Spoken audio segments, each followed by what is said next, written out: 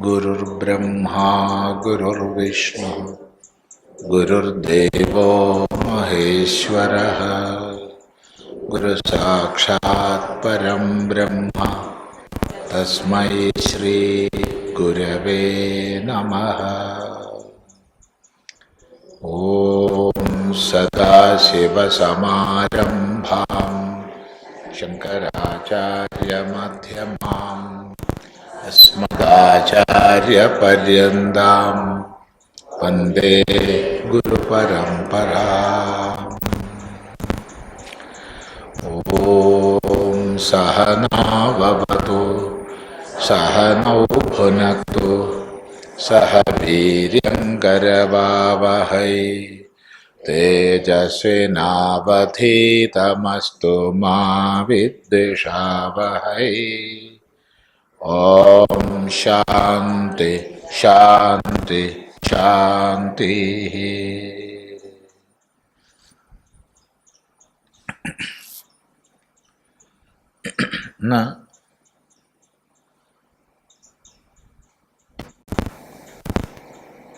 മറ്റ് വിഷയങ്ങളിലേക്ക് കടക്കുന്നതിന് മുമ്പ് നമ്മുടെ എല്ലാവരുടെയും ശ്രദ്ധാഞ്ജലി ശ്രീ ആർ ഹരി രംഗഹരി അദ്ദേഹത്തിൻ്റെ സ്മരണയിൽ സമർപ്പിക്കുകയാണ്. ഹരിയേട്ടൻ എന്ന് പൊതുവെ ഹൈന്ദവ പ്രസ്ഥാനങ്ങളിലൊക്കെ വളരെ പ്രസിദ്ധനായിട്ടുള്ള, ദീർഘകാലം കേരളത്തിൽ രാഷ്ട്രീയ സ്വയംസേവക സംഘത്തിൻ്റെ ബൗദ്ധിക് പ്രമുഖായിട്ടും അതുപോലെ പ്രാന്തീയ പ്രചാരകമായിട്ടും പിന്നീട് അഖില ഭാരതീയ ബൗദ്ധിക് പ്രമുഖായിട്ടൊക്കെ പ്രവർത്തിച്ച് വാർദ്ധക്യത്തിൽ മാറി സ്വതന്ത്രമായി ദീർഘകാലമായി താമസിക്കുകയാണ്. ഇപ്പോൾ വയസ്സൊക്കെ കുറേയായി.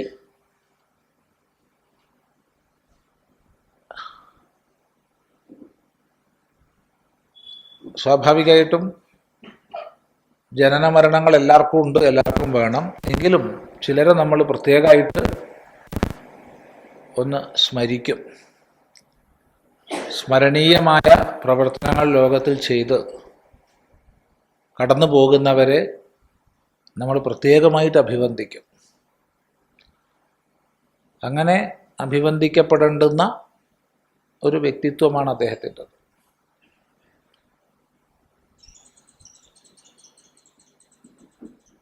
കൂടുതൽ അദ്ദേഹത്തെ പറ്റി പറയേണ്ട ആവശ്യമില്ല.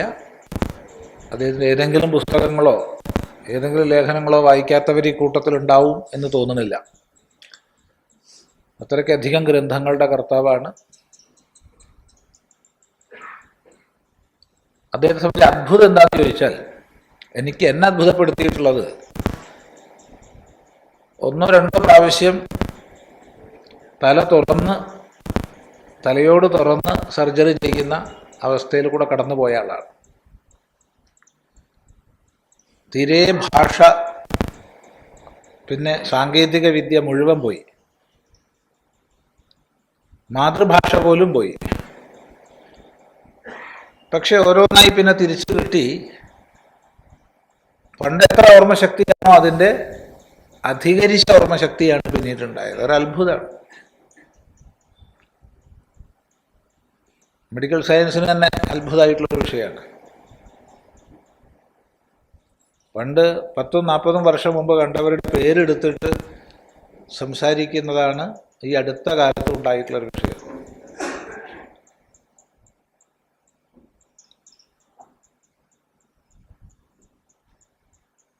ഈ അടുത്തൊരു നേരം പോക്കുണ്ടായത്,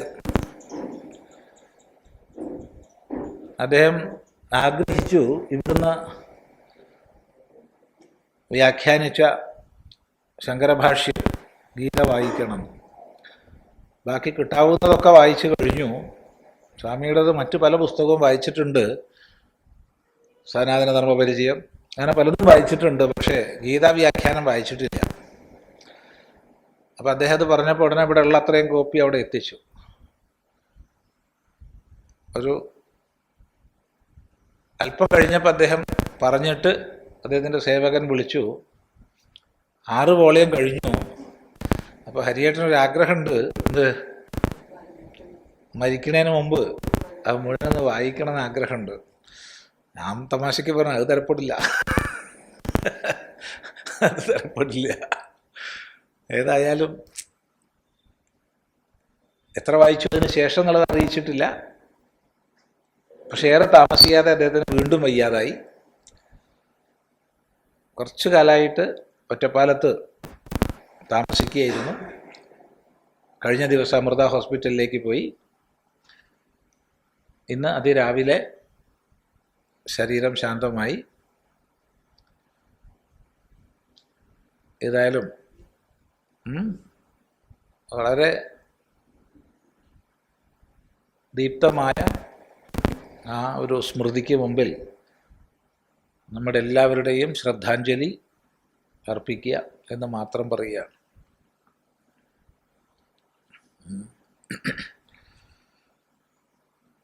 ഇന്ന് അവസാനത്തെ ഞായറാഴ്ച രാവിലെ തൊട്ട് വൈകുന്നേരം വരെ ഉണ്ടാവേണ്ടതാണ്, ഉണ്ടാവില്ല.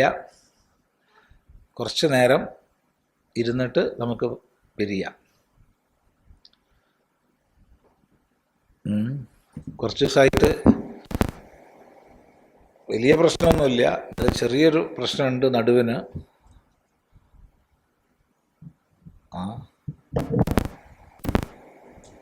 നടുവൊന്ന് ഞെട്ടിയതാ, അത് കുറച്ച് ദിവസമായി. അത് വെച്ചിട്ട് വിശ്രമിക്കേണ്ടതിന് പകരം യാത്ര ചെയ്തു. അപ്പം പിന്നെ എന്താ ഉണ്ടാവുക? അപ്പോൾ നീ അവിടെ കിടക്കുക പറഞ്ഞു. അതിന് പ്രഗത്ഭനായൊരു മർമ്മവിദഗ്ധൻ നമ്മുടെ ആശ്രമബന്ധുവായിട്ടുണ്ട്. അദ്ദേഹത്തിൻ്റെ അടുത്ത് ചെന്നു. അദ്ദേഹം നോക്കിയിട്ട് പറഞ്ഞു, ഒരാഴ്ച സ്വാമി എല്ലാം ഒന്ന് ഒഴിവാക്കിയിട്ട് ഇരിക്കണം, എന്നിട്ട് നീരൊന്ന് മാറ്റണം. ഒരാഴ്ച ഇരിക്കണ്ടേ? ഉണ്ടായില്ല. ഭേദമായി വരുന്നുണ്ട്. എന്നാൽ അധിക നേരം ഇരിക്കുന്നത് ഒരു പീഡനാവും. അത് കുറച്ചു നേരം ഇരിക്കാം. ഇനി കുറച്ചു നേരം ഇരുന്നിട്ട് നിർത്തിയിട്ട് വീണ്ടും ഇരിക്കാം, അതിന് വിരോധമല്ല. അങ്ങനെ 2 പ്രാവശ്യം 3 പ്രാവശ്യം വേണ്ട. ഇന്ന് രാവിലെ തന്നെ ഒരാൾ ഈ കൂട്ടത്തിൽ വന്ന് പറഞ്ഞിട്ടുണ്ട് ചെവിയിൽ, സ്വാമി ഇന്ന് ക്ലാസ് എടുക്കരുതേ എന്ന്. ഈ കൂട്ടത്തിൽ അയാൾ ഇരിക്കേണ്ട മുമ്പ് തന്നെ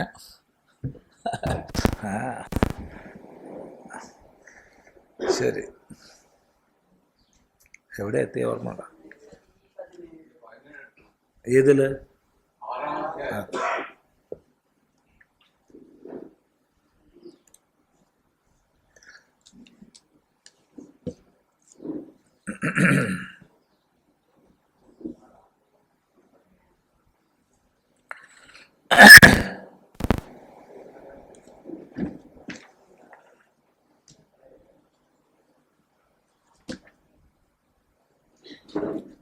പതിനാറാം ശ്ലോകത്തിൽ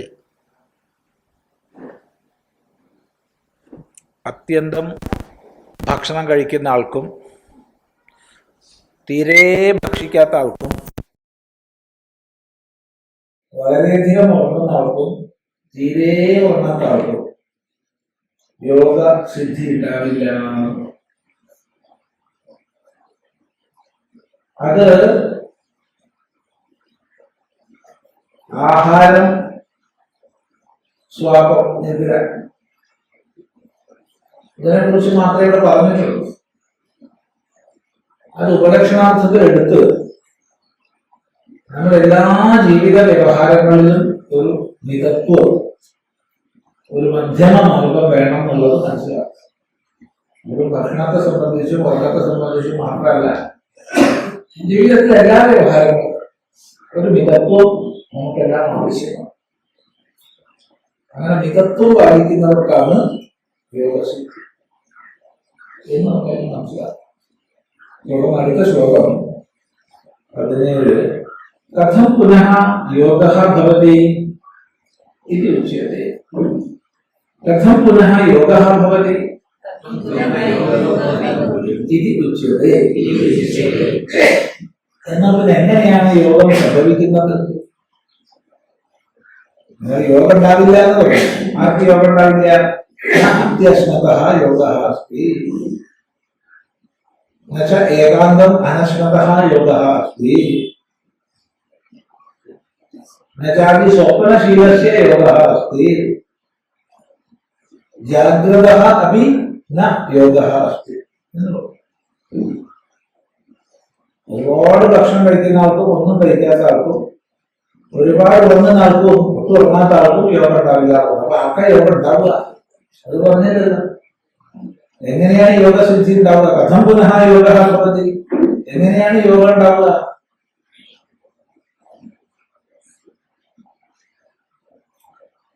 അപ്പൊ എങ്ങനെയാണ് യോഗം ഉണ്ടാവുക എന്ന് പറയുമ്പോ ഇനി പറയാൻ പോകുന്നത് ചെയ്താൽ യോഗം ഉണ്ടാവും നല്ല അർത്ഥം. മറിച്ച് യോഗ സാധനങ്ങൾ നേരത്തെ വിസ്തരിച്ച് പറഞ്ഞു.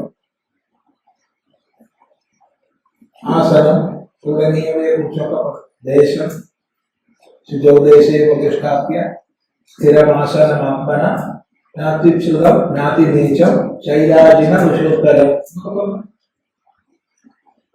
അപ്പൊ അത്തരം സാധനാനുഷ്ഠാനങ്ങൾ ചെയ്യുമ്പോൾ ഉണ്ടായിരിക്കേണ്ടുന്ന അനുകൂലതകളെ കുറിച്ചാണ് പറയുന്നത്. ആ അനുകൂലതകൾ എന്തൊക്കെയാണ്? അനുകൂലത പറഞ്ഞാൽ അനുകൂല സാഹചര്യത്തില് യോഗം ഉണ്ടാകുന്ന അർത്ഥമില്ല. ഒരു സ്ഥലത്തിന് വിത്തിട്ടു, ആ വിത്ത് മുളയ്ക്കണമെങ്കിൽ അധികം ചൂടും വയ്യ അധികം തണുപ്പും വയ്യ, വെള്ളം വേണം എന്ന് വിചാരിച്ചു. പാകത്തിന് വെള്ളം വേണമെന്ന് വിചാരിച്ചു. അപ്പൊ പാകത്തിന് മണ്ണിൽ വെള്ളം ഒഴിച്ചു, അധികം തണുപ്പില്ല അധികം ചൂടില്ല, അതുകൊണ്ട് വിത്തിട്ടില്ലെങ്കിൽ മുളയ്ക്കുമോ? ഇല്ല. വിത്തിട്ടാൽ മുളയ്ക്കാനുള്ള സാഹചര്യമാണത്. അതുപോലെ യോഗസാധനങ്ങൾ അനുഷ്ഠിക്കുന്ന ആൾക്ക് യോഗസിദ്ധി കൈവരുന്നതിനുള്ള അനുകൂലതകളെ കുറിച്ചാണ് പറഞ്ഞത്. അപ്പൊ അനുകൂലതകൾ മാത്രം ഉണ്ടായതുകൊണ്ട് യോഗസിദ്ധി ഉണ്ടാവില്ല. അവിടെ വിഹിതമായ സാധനാക്രമം പാലിക്കണം. അത് ബോധപൂർവം ചെയ്യുന്നതാണ്. എളിയന്മാർക്ക് പറ്റില്ല.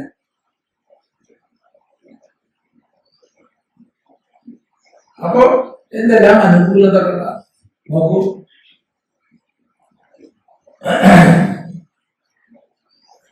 യുക്താഹാര വിഹാരസ്യ യുക്തചേഷ്ടസ്യ കർമ്മസു യുക്തസ്വപ്നാവബോധസ്യ യോഗോ ഭവതി ദുഃഖഃ.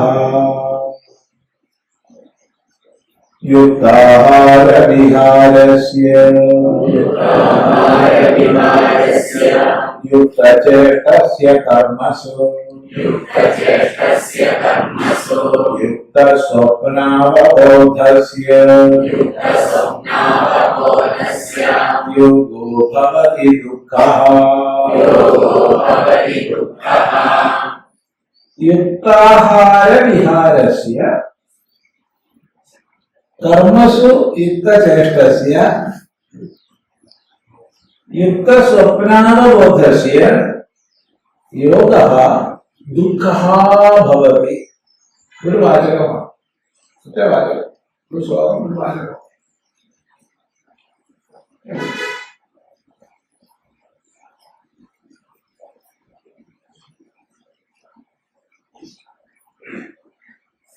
യുക്ത ആഹാര വിഹാരസ്യ, ആഹാരവിഹാരങ്ങൾ യുക്തമായതെന്ന്, യുക്തമായ തോതിൽ ആഹാരം കഴിക്കുകയും യുക്തമായ തോതിൽ വിഹാരം ചെയ്യുകയും ചെയ്യുന്നത്, അതിനാണ് യുക്താഹാര വിഹാരം.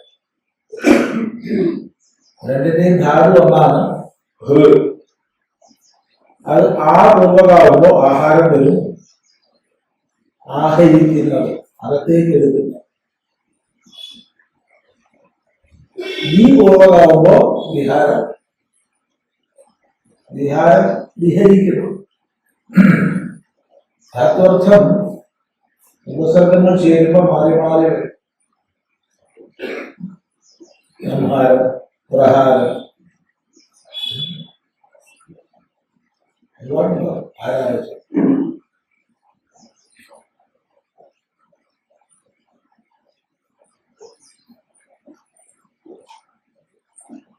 അപ്പൊ യുക്തമായി ആഹരിക്കുകയും യുക്തമായി വിഹരിക്കുകയും ചെയ്യുക.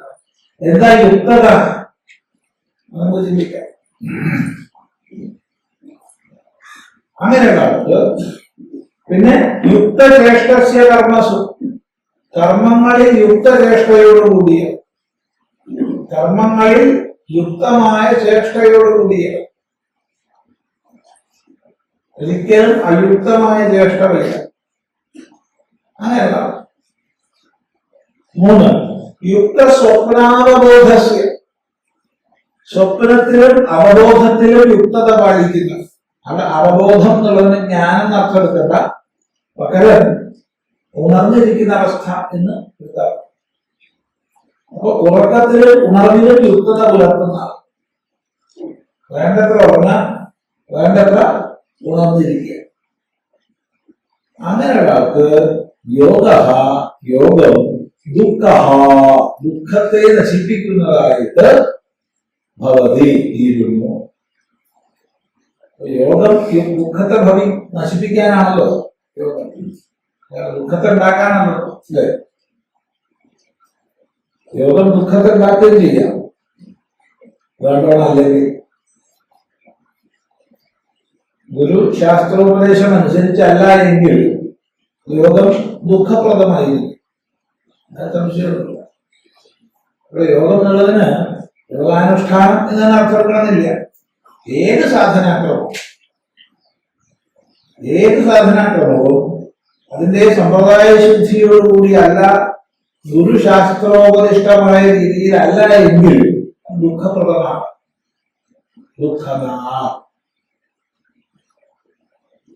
ഇത് ദുഃഖത്തെ നശിപ്പിക്കുക, ദുഃഖത്തെ ഇല്ലാതാക്കുക. എല്ലാവരും അതാണ് ആഗ്രഹിക്കണം, ദുഃഖനിവൃത്തിയാണ് ആഗ്രഹിക്കുന്നത്. എന്നല്ല, ജീവിതത്തിന്റെ ലക്ഷ്യമായി തന്നെ നമ്മൾ മാനിക്കുന്നത് ദുഃഖനിവൃത്തിയാണ്. ദുഃഖങ്ങളില്ലാണ്ടാവണമെന്നാണ് നമ്മളൊക്കെ പ്രാർത്ഥിക്കുന്നതും. അതിനായിക്കൊണ്ടാണ് നമ്മുടെയൊക്കെ ജീവിതം ചിട്ടപ്പെടുന്നത്.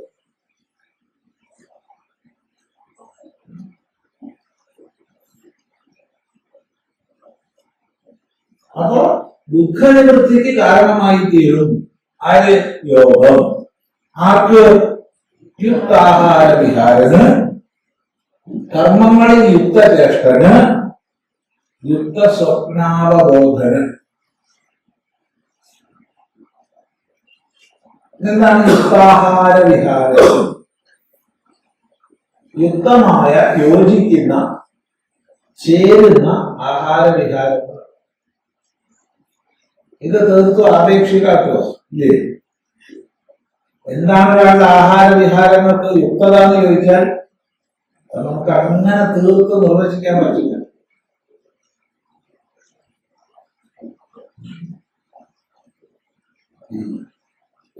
സന്യാസിമാരുടെ ശരീരത്തിൽ ഒരിടത്ത് ഉപനിഷത്തിൽ തന്നെ അഷ്ടഗ്രാസാഹാര, 8 ഉരുള കഴിക്കുന്നവൻ, ഭക്ഷണത്തിലെ വിഹിതം. ഞാൻ നോക്കുമ്പോ ആനയ്ക്ക് കൊടുക്കണമായി 8 ഉരുള ഉണ്ടാക്കിയ അതിൽ ഞാൻ കുറച്ച് ഇട്ട് കഴിക്കുക. അത് അഷ്ടഗ്രാസ അല്ല, അനായാസേന ഗ്രസിക്കും യോഗ്യമാണ് ഗ്രാസം. എളുപ്പത്തിൽ വിഴുങ്ങാൻ കഴിയുന്നതാണ് ഗ്രാസം. അതെത്ര വരും? ഓരോരുത്തരുടെ കൈ പോലും തൊട്ട പോലെ കണ്ടോ? അങ്ങനെ ഇട്ടുള്ള ഉദാഹരണം പറഞ്ഞു. ഇനിയിപ്പോ നമ്മളൊക്കെ വിളിച്ചു കൊണ്ടുപോയിട്ടാൽ ഇട്ടുള്ള പറയുന്നത്.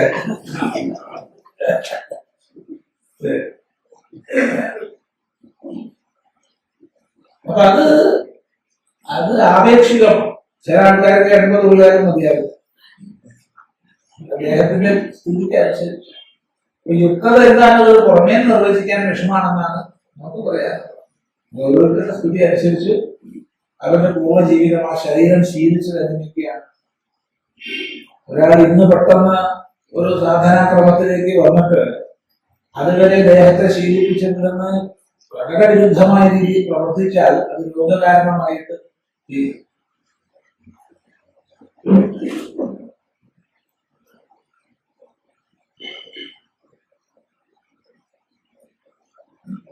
അതുപോലെ തന്നെ നമ്മുടെ ക്ലാസ്സുകൾക്കൊക്കെ സ്ഥിരമായിട്ട് വന്നുകൊണ്ടിരുന്നൊരമ്മ, സ്ഥിരമായിട്ട് നിങ്ങൾക്കൊക്കെ അറിയുന്ന അമ്മയാണ്. 100 കിലോഗ്രാം ഉണ്ട്. പെട്ടെന്ന് ആരുടെയൊക്കെ ഉപദേശം കേട്ട് നെല്ലിക്കാറ് അദ്ദേഹം നന്നായിട്ട് ഭക്ഷണമായിട്ട് നിർത്തി, തീരെ നിർത്തി. എന്ത് യോഗ എന്ന് ആര് കണ്ടു? ശരിക്കും യോഗികളുടെ ഉപദേശം അനുസരിച്ചാണ്. അവസാനം ഭക്ഷണമൊന്നുമില്ല, വെള്ളം മാത്രം. പിന്നെ വെള്ളവും ലിമിറ്റ് ചെയ്തു. ചുരുക്കി പറഞ്ഞാൽ 1 മാസം 2 മാസം കഴിഞ്ഞിട്ട് ഒരു ദിവസം കാറിൽ വന്നു. അങ്ങനെ അത് മനസ്സിലാവുന്നത് ഒരു അസ്ഥിക്കൂടം മാത്രമേ, ഒരു അസ്ഥിക്കൂടം 100 കിലോഗ്രാം ആക്കി. അത് ഒറ്റയടിക്ക് 30 കിലോഗ്രാം ആയിക്കോ. ഇതെന്താ ശാസ്ത്രീയമായിട്ടാണ് നിങ്ങൾ ചെയ്യുന്നത്? ഇതിന്റെ ഷോക്ക് മുഴുവൻ ആക്കാൻ കിട്ടിയത് അയാളിന്. ഞങ്ങളൊക്കെ വഴക്ക് പറഞ്ഞ് ഭക്ഷണം കഴിപ്പിച്ചു തന്നെ പറയാം, ഞാൻ പറയല്ല, കഴിപ്പിച്ചു തന്നെ പറയാം. പിന്നെ അവർ ഭക്ഷണം കഴിക്കാൻ തുടങ്ങി. പക്ഷെ എന്ത് ചെയ്യാൻ പറ്റും? ഈ ആഹാരം താങ്ങാൻ ശരീരത്തിന് കഴിച്ചു. ശരീരത്തിന് വിഷം വർദ്ധിച്ചു. ചുരുങ്ങിയ സമയം കൊണ്ട് രോഗബാധ വന്നു ശരീരത്തിൽ. നമുക്കൊക്കെ അറിയുന്ന. അപ്പോ ഒരു ജീവിതചര്യയിൽ തുടർന്നു വന്ന ആള് സാധന യോഗം എന്നൊക്കെ പറഞ്ഞിട്ട് അത്യാവേശം മൂത്ത് ഭക്ഷണം കഴിക്കാതിരുന്നാൽ അതിനേക്കാൾ നല്ലത് സുഖമായിട്ട് അനായാസമായിട്ട് തോന്നുക. ഒറ്റ ദിവസം കൊണ്ട് കാര്യം കഴിയും, നഷ്ടപ്പെട്ടു വരില്ല. കാരണം സാധന എന്ന് പറഞ്ഞാൽ ഭക്ഷണം കഴിക്കാതിരിക്കാൻ നമ്മൾ ധാരണ. എന്നാ പിന്നെ ഒരുപാട് കഴിച്ചാൽ 10 പേര് കഴിക്കുക, ഒന്നിച്ച് കഴിക്കാം. യുക്തത. ഈ യുക്തത ഓരോരുത്തരും ഉള്ളെന്ന് പറയണം, പുറത്തുനിന്ന് പറയണതല്ല. മടിത്വം ഉള്ളുന്ന ഒരാൾ പറയില്ലേ. പിന്നെ നല്ല സ്വാദുള്ള ആഹാരമാണെങ്കിൽ കുറച്ചും കൂടി കഴിക്കാൻ ആര് പറയും? ഉള്ളില്ലാതെ പറയില്ല. മൂക്ക് പറയും, നാവ് പറയും. നാവ് പറയും കുറച്ചുകൂടി കഴിച്ചോളൂ, മൂക്ക് പറയും കുറച്ചുകൂടി കഴിച്ചോളൂ. ഉള്ളിലുള്ള ആൾ പറയും മതിത്വം. പിന്നെ അയാൾ പറഞ്ഞത് കേൾക്കാണ്ട് നമ്മൾ കഴിക്കും. അത് അയുക്തമാണ്. അതുകൊണ്ട് തീരെ കഴിക്കാതിരിക്കരുത്, ഒരുപാട് കഴിക്കരുത്. വേണ്ട കഴിക്കണം. ഹിതാഹാരം, ഹിതാഹാരമാണ്. ഹിതാഹാരം തന്നെയാണ് യുക്താഹാരം. അതുപോലെ തന്നെയാണ് യുക്തവിഹാരം. ശരീരത്തിന് അതിന്റെ ധർമ്മങ്ങൾ, ധർമ്മസാധനമാണ് ശരീരം. സിദ്ധനെ സംബന്ധിച്ച് ഇവിടെ ചർച്ച ചെയ്യുന്നില്ല. സിദ്ധന് ശരീരത്തിന് ഉപരിയായ, സിദ്ധൻ എന്ത് ചെയ്താലും കൊള്ളാം, എന്ത് ചെയ്തില്ലെങ്കിലും കൊള്ളാം. പക്ഷെ സാധനനെ സംബന്ധിച്ച് ശരീരത്തിന്റെ ആനുകൂല്യമാണ്. ഏത് സാധനാമാർഗത്തിൽ മുന്നോട്ട് പോകണമെങ്കിലും ശരീരത്തിന്റെ ആനുകൂല്യമാണ്. അപ്പൊ എന്ത് വേണം? യുക്തമായ വിഹാരം. വിഹാരം യുക്തമല്ലെങ്കിൽ അനർത്ഥം. അപ്പൊ വിഹാരം അധികമായിട്ടുള്ള വിഹാരം ആവാം. അതിലിടപെട്ടു, ഇതിലിടപെട്ടു, അപ്പുറത്തിടപെട്ടു, ഒരു നിമിഷം വിശ്രമമില്ലാതെ വിഹാരങ്ങളിലായി കഴിഞ്ഞാൽ ഒരിക്കലും മനസ്സമാധാനമോ യോഗസിദ്ധിയോ ഉണ്ടാവില്ല. എന്നാൽ പിന്നെ ഒരു വിഹാരം ഇല്ലാണ്ടിരുന്നാലോ? അതും പറ്റില്ല. ഒരാള് നേരിട്ട് അറിയുന്നതാണ്, ഉത്തരകാശിക്ക് അടുത്താണ്. ഇയാള് ഒരു കാല് പൊന്തിച്ചിട്ട് കാലിന്റെ മുട്ടുമ്പോൾ പടച്ചിട്ട് ഒരു കൈ പൊക്കിയിട്ട് നിൽക്കുക. അങ്ങനെ ഒന്ന് കുറെ കാലം. അവസാനം എന്തുണ്ടായി? ഇറങ്ങാൻ വയ്യ. ആ മുപ്പിലാണ് നിൽക്കുക. കാലൊരു വിധം ഭൂമിക്ക് കൊടുക്കും, കൈ കൈതാത്താൻ വയ്യ, കൈ ഇറങ്ങാൻ വയ്യ, സ്റ്റിഫായി പോയി. അത് എങ്ങനെയാന്ന് വെച്ചാൽ അങ്ങനെയായി. പല ചികിത്സയൊക്കെ ചെയ്തു, ആള് കാറ്റുപോയി.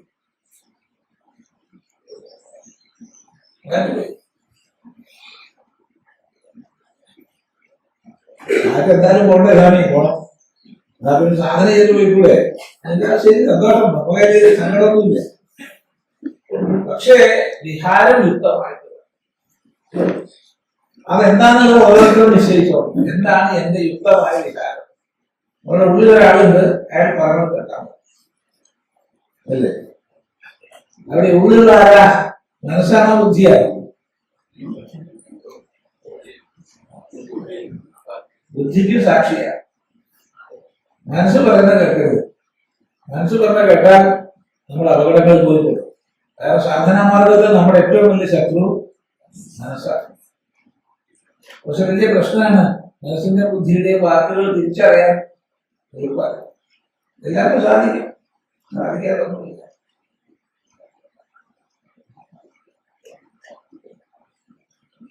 മനസ്സിനും സാക്ഷിയായിരിക്കുന്ന ബോധം എന്താണോ തോന്നിപ്പിക്കുന്നത് അതിനനുസരിച്ച് യുക്തത കണ്ടുപിടിക്കുക. മിത്രോ മനസ്സില്ല, അത് മെരുക്കിയിരുന്നതിനനുസരിച്ചാണ്. അത് പട്ടീനെ വളർത്തുന്നുണ്ട്, ഇത്ര സ്നേഹിക്കണം എന്ന് പറയണ്ടോ? പട്ടിയെ പോലെ സ്നേഹിക്കുന്നത് ലോകത്തിൽ ആ മനുഷ്യനുണ്ടോ? ഭാര്യയ്ക്ക് എത്ര സ്നേഹം ഉണ്ടാവും? ഭർത്താവിന് എത്ര സ്നേഹം ഉണ്ടാവും? ഉണ്ടാവും. വെറുതെ പറയുക, ഉണ്ടാവില്ല. പട്ടിയോട് സ്നേഹിക്കാൻ മനുഷ്യന് കഴിയില്ല. എന്നാൽ അവൻ പിണങ്ങിയാലോ? പിണങ്ങിയ തന്നെയാണ്. ഈ കഴിഞ്ഞ ബാംഗ്ലൂര് ഒരാള് പട്ടീനെ വളർത്തി വലുതാക്കി. ഏതോ ഉടമസ്ഥരോട് മാത്രം ഇണങ്ങുന്ന പട്ടിയാണ്. ഇതെല്ലാം കൂടി കാളനെ പോലെയാണ് വെറുപ്പം. വലിയ സാധനം. എന്തോ അതിനെ ഇഷ്ടപ്പെടാത്തത് ഇയാൾ ചെയ്തു. കഴുത്ത് വിടാൻ കുറച്ച് തല വളരെ വലിയ പറയാം. എന്നിട്ട് നാവ് വന്നിട്ട് അവിടെ ഇരിക്കുക. എന്ത് പ്രശ്നം? ദേഹം വരെ തല. ഈ ജാതി സാധനത്തെ നാളെ സ്ഥലത്ത് കണ്ടു. ഈ പദ്ധതിപ്പെട്ട വ്യക്തി കേരളത്തിൽ 2 കിലോന് മുമ്പ് എത്ര ലക്ഷം കൊടുത്ത് മനസ്സിലാക്കി. വീട്ടില് ഒരു പതിയും പത്നിയും മാത്രമാണ്. ഈ പട്ടിനെ അഴിച്ചു വിടുമ്പോ പത്നി വീട്ടിൽ കയറി മേടിച്ചു. ഈ പതിക്ക് അയച്ചാൽ പട്ടി പ്രാന്തം കൂടുതൽ. എന്തൊരു സ്നേഹ പട്ടിക്ക് പതിനോട് വിചാരിച്ചത്. പത്നിക്ക് അത്ര സ്നേഹമില്ല. എന്നാൽ ഇപ്പൊ അതിന് 9 മാസമായിട്ട് കഴിഞ്ഞു പ്രായം. ഇപ്പൊ അതിന് എത്രയാണ്? ലക്ഷങ്ങൾ കൊടുത്തു. അതിന്റെ പേരൊക്കെ ഉണ്ടായിരുന്നു. ഇപ്പൊ അതിനകത്ത് ജാതി അയാൾ വീഴും. ഞാൻ അയാൾ ചോദിച്ചു, കുറച്ചും കൂടി വലുതായാലും എന്താ ചെയ്യുന്നത്? അയാളുടെ പത്നി ചിദാനന്ദ സ്വാമി രഹസ്യമായി കണ്ട് ദക്ഷിണേക്ക തന്ന് അത് എങ്ങനെയൊക്കെ ഇതിലൊന്ന് അപ്പൊ അവരങ്ങനെ ചെയ്തു എന്നുള്ള അദ്ദേഹത്തിന് പറയാൻ കഴിയുന്നു. ഞാൻ അദ്ദേഹത്തോട് ചോദിച്ചു, അതിപ്പോ ഒന്ന് ചാടിയാൽ തന്നെ നിങ്ങൾ വീഴുന്നുണ്ട്. അപ്പൊ ഇതൊരു 5-6 മാസം കൂടി കഴിഞ്ഞാൽ ഇത് പൂർണ്ണ വളർച്ച എത്തിയാൽ ഇത് സിംഹത്തെ പോലെ ഉണ്ടാവും. എന്താ നിങ്ങൾ ചെയ്യാം? അപ്പൊ ഇയാൾക്ക് പ്രാന്താണ്. നമുക്ക് പ്രാന്തില്ലേ? നമുക്ക് വേറെ വിഷയത്തിലാണ് പ്രാന്ത്, എല്ലാ വിഷയത്തിലാണ്. അപ്പൊ അയാൾ പ്രാന്ത് നമുക്ക് പറ്റില്ലല്ലോ. നമുക്ക് പ്രാന്തായത് കൊണ്ടാണല്ലോ അയാൾ പ്രാന്ത് കാണുന്നത്. അല്ലേ? ശരിയല്ലേ? അല്ല ആണല്ലേ? അതെ, നമുക്ക് വേറെ വിഷയത്തിലാണ് പ്രാന്ത്, അയാൾക്ക് വേറെ വിഷയത്തിലാണ്. അതുകൊണ്ട് ഉപദേശിക്കാം. നമ്മൾ പറഞ്ഞു ഒഴിവാക്കണം. അത് കേട്ടോ, ദക്ഷിണ വാങ്ങേണ്ടത് കാര്യം ചെയ്തു. നമ്മളെ വിളിച്ച് പറഞ്ഞു, ഞാനൊരു മകനുണ്ട്, അറിയില്ല, സാധ്യതയില്ല. അയാളോട് കടി കിട്ടി കഴിഞ്ഞാൽ ചാവും. പേരെന്തോ ഇറക്കുമതി ചെയ്ത കാര്യം. കണ്ണ് തുറക്കുന്നതിന് മുമ്പ് 8 ലക്ഷം രൂപ.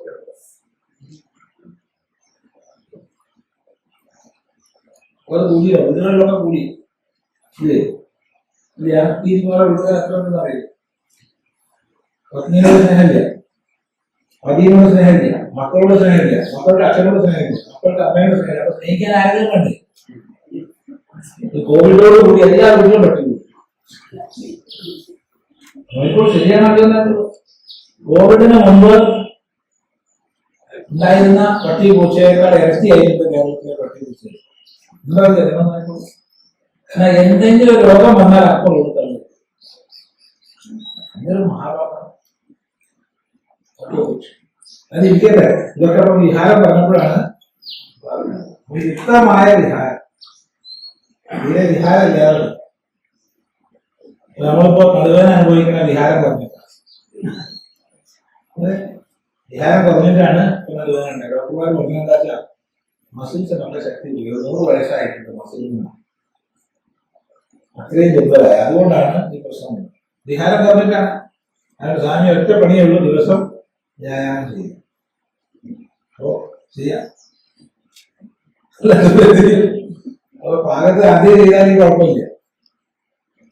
അപ്പൊ യുക്തമായ വിഹാരം, യുക്തമായ ആഹാരം, യുക്താഹാര വിഹാരസ്യ യുക്തചേഷ്ടസ്യ കർമ്മസു, കർമ്മങ്ങളിൽ യുക്തമായ ചേഷ്ടയോടൊപ്പം ചേഷ്ട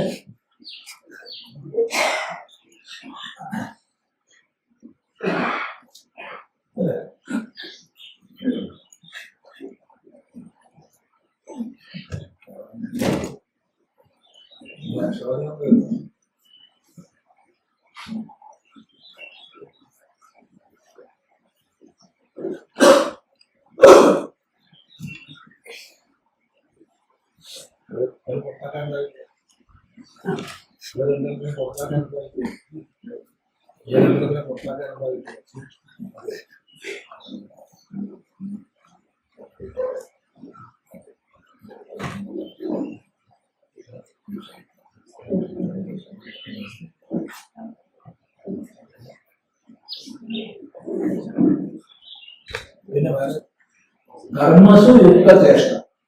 നമുക്ക് ക്രിയ നിർവഹിക്കണമെങ്കിൽ ചേഷ്ട വേണം. ചേഷ്ട എന്താ? ക്രിയാവ്യാപാരമാണ് ചേഷ്ട. എടുക്കുക, അത് യുക്തമായിരിക്കും. കർമ്മങ്ങൾ ഒരുപാട് തന്റെ ദേഹത്തിന് താങ്ങാൻ കഴിയാത്ത വിധം, തന്റെ മനസ്സിന് താങ്ങാൻ കഴിയാത്ത വിധം, ബുദ്ധിക്ക് താങ്ങാൻ കഴിയാത്ത വിധം ചേഷ്ട ചെയ്താൽ അതൊന്നും ഒരു ചേഷ്ടയും ചെയ്യാതിരുന്നാലോ ഒന്നിനും കൊള്ളാണ്ട് മേടിച്ചു. ഇവിടെ നമുക്ക് ഏറ്റവും വേണ്ടപ്പെട്ട ഒരാൾ ആശുപത്രിയുടെ അംഗമാണ്. അയാള് ഒരു 5 കിലോഗ്രാം സാധനം പൊന്തിക്കണം വിചാരിച്ചു. അതിന് 30 കിലോഗ്രാം പൊന്തിക്കുന്ന എഫേർട്ട്, അത്രയും ഊർജം ചെലവഴിച്ചിട്ടാണ്. ഒരാവശ്യമില്ല.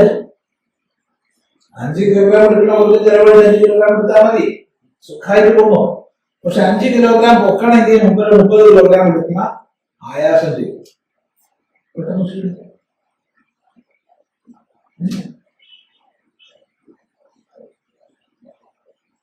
അപ്പോൾ അവിടെ ചേഷ്ട യുക്തമാണ്, ആവശ്യത്തിലധികം. നമ്മൾ പലപ്പോഴും ആവശ്യത്തിലധികം ഊർജ്ജം ചെലവഴിക്കുന്നുണ്ടാവും ഓരോ യാത്രക്കും. എന്താ ഇവിടെ ചില ആൾക്കാര് ഈ മൈക്രോഫോണിലൂടെ പറയുന്നത് കേൾക്കുമ്പോൾ സാർ അവർക്ക് മൈക്രോ ഓഫാക്കിയാലും അതുപോലെ ശബ്ദ ഹോളുണ്ടാവും. ഇതിന്റെ മൈക്രോ ഈ റോഡിലൊക്കെ അനൗൺസ് ചെയ്യുമ്പോൾ വിളിച്ച് പറയുന്ന പോലെയാണ് മൈക്രോ എടുത്തുള്ള ഇതിന് ആംപ്ലിഫയർ ഓപ്പറേറ്റ് ചെയ്യുന്ന അവർക്ക് ശബ്ദം കുറയ്ക്കേണ്ടി വരും. അതിന് ആംപ്ലിഫയർ തന്നെ എത്രയോ അങ്ങനെ കാണാറുണ്ട്.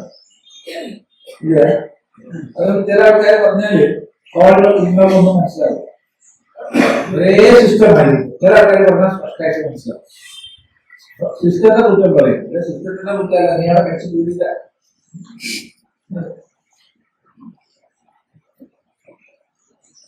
നമ്മൾ ദിവസം അനുഭവിക്കുന്ന വിഷയങ്ങളാണ്. അപ്പൊ കർമ്മങ്ങളിൽ നമ്മുടെ ചേഷ്ട യുക്തമായിരിക്കണം. പിന്നെയോ യുക്ത സ്വപ്നാവബോധസ്യ, സ്വാപം ഉറക്കം, അവബോധം ഉണർവ്, ജാഗ്രത. അപ്പൊ ഉറക്കവും ഉണർവും യുക്തമായി പാകത്തിനുണർന്നിരിക്കുക. എത്ര പാകം എന്നുള്ളത് പറയുന്നില്ല. കഴിഞ്ഞ പ്രാവശ്യം നമ്മൾ ചിന്തിച്ചതാണ്. വിശദമായി ചിന്തിച്ചതാണ്. സ്വപ്നശീലസ്യ ജാഗ്രതോ നൈപചാർജുന എന്നുള്ളവരുടെ വിശദീകരണത്തിൽ നമ്മൾ ചിന്തിച്ചതാണ്. അതിൻ്റെ അത് യുക്തമായിരിക്കുക. സാമാന്യമായിട്ട് എത്ര മണിക്കൂർ വേണം? അതെ, 6 പറയുന്നവരുണ്ട്, 8 പറയുന്നവരുണ്ട്, 10 പറയുന്നവരുണ്ട്, 12 പറയുന്നവരുണ്ട്. 12 പറയാൻ കഴിയാത്തതാണ്. ശരിക്കും പറഞ്ഞാൽ 12 ഉറങ്ങിയാൽ നല്ലതാണ്. അസ്തമിക്കുന്നതോടുകൂടി കുറച്ചു നേരം പക്ഷികളൊക്കെ ഉറങ്ങണ പോലെ ഉറങ്ങ, പക്ഷികളൊക്കെ ഉണരുന്നത് പോലെ നല്ല ആരോഗ്യമായിരിക്കും. പക്ഷികളൊക്കെ ആകുമ്പോൾ ഒരു 8 മണിക്കൂർ സുഖമായി കിടക്കും. പക്ഷികൾ 10-9 മണിക്കൂർ സുഖമായി കിടക്കും.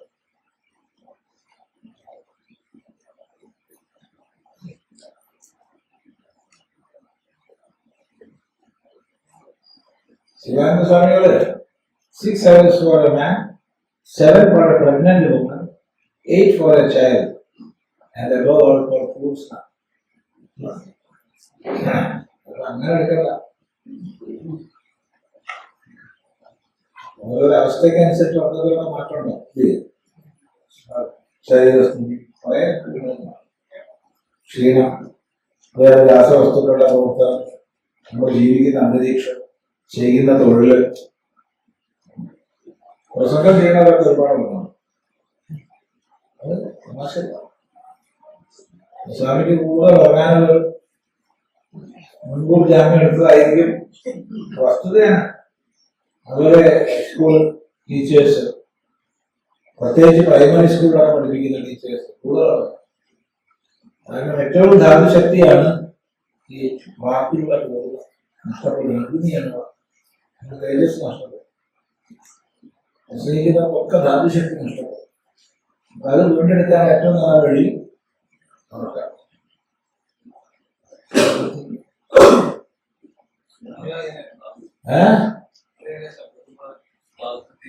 പ്രാണവ്യയമാണ്, പ്രാണന്റെ സൂക്ഷ്മ ശക്തിയാണ് ഈ പ്രസംഗത്തിലൂടെ പോകുന്നത്. അത് എങ്ങനെയാന്ന് ചോദിച്ചാൽ ദിവസവും 2 പ്രസംഗം ചെയ്യും, 2 മണിക്കൂർ വെച്ചിട്ട് 2 പ്രസംഗം ചെയ്യും. സുകുമാരായണ മുന്നിൽ വൈക്കം മുഹമ്മദ് ബഷീർ പറഞ്ഞിരുന്നു, കണ്ടോ അവന്റെ കോലം, പ്രസംഗിച്ച് പുസ്തകത്തിൽ ഇങ്ങനെയായി, എന്നെ കണ്ടോ എന്ത് ഉഷാറാണ് പ്രസംഗിക്കാനായിട്ടാണ്. തമാശകളാണ്.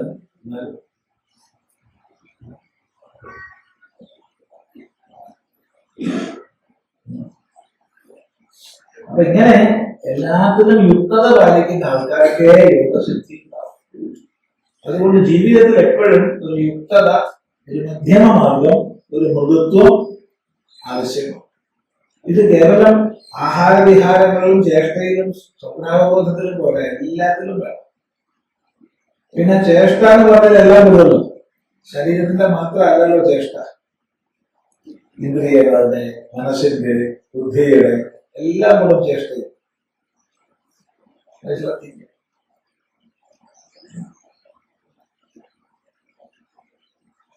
നമ്മളൊരാള് ചോദിക്കുകയാണ്, ദേഷ്യം പിടിച്ചിട്ട്, എനിക്ക് ദേഷ്യം പിടിച്ചാലുണ്ടല്ലോ കുട്ടികളോട് പലപ്പോഴും അച്ഛനമ്മമാര് പറയാറുണ്ട്. അപ്പൊ കുട്ടി എന്താ മറുപടി പറയേണ്ടത്? നിങ്ങൾ എന്നെ ദേഷ്യം കൊല്ലാണെന്ന. ഒരാൾക്ക് ദേഷ്യം പിടിച്ചാൽ അയാൾക്കാണോ കുഴപ്പം, മറ്റേയാൾക്കാണോ? അയാൾക്ക് ഞാൻ കുഴപ്പം, അയാളെ തളരുന്നത് ഒരാളെ.